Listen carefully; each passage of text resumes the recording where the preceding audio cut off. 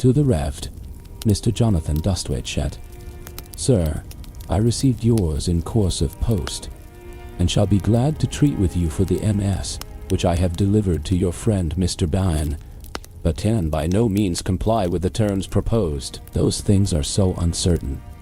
Writing is all a lottery. I have been a loser by the works of the greatest men of the age. I could mention particulars and name names, but don't choose it. The taste of the town is so changeable. Then there have been so many letters upon travels lately published. What between Smollett's, Sharp's, Derrick's, Thickness, Baltimore's, and Beretti's, together with Shandy's sentimental travels, the public seems to be cloyed with that kind of entertainment.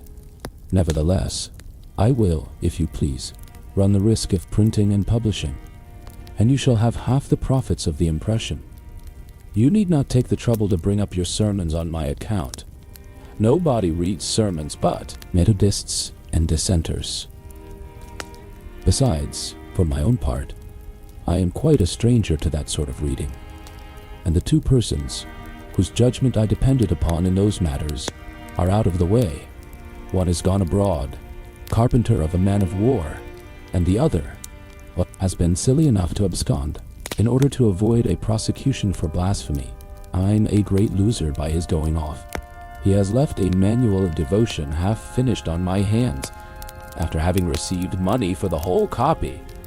He was the soundest divine, and had the most orthodox pen of all my people, and I never knew his judgment fail, but in flying from his bread and butter on this occasion, by owning he was not put in bodily fear by Lismahago, you preclude yourself from the benefit of a good plea, over and above the advantage of binding him over. In the late war, I inserted in my evening paper a paragraph that came by the post, reflecting upon the behavior of a certain regiment in battle. An officer of said regiment came to my shop, and, in the presence of my wife and journeymen, threatened to cut off my ears, as I exhibited marks of bodily fear more ways than one.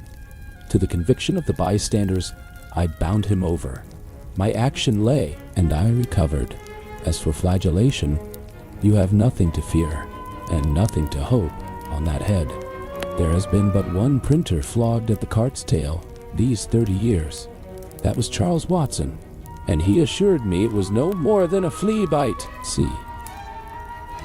has been threatened several times by the House of L.A., but it came to nothing. If an information should be moved for, and granted against you, as the editor of those letters, I hope you will have honesty and wit enough to appear and take your trial.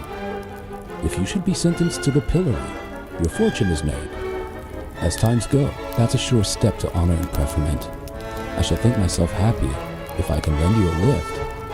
And am very sincerely yours, Henry Davis, London Hall.